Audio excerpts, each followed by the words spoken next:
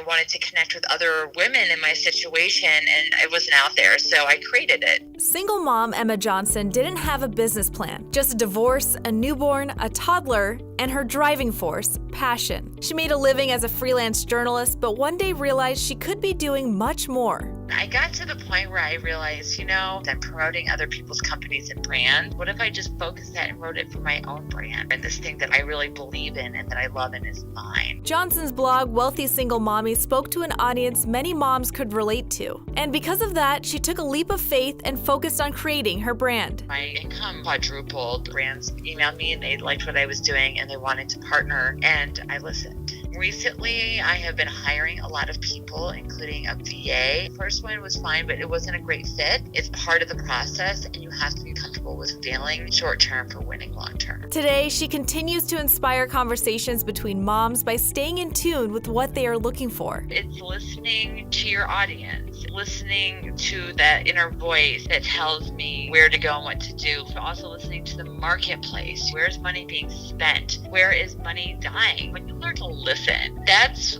where all the magic happens.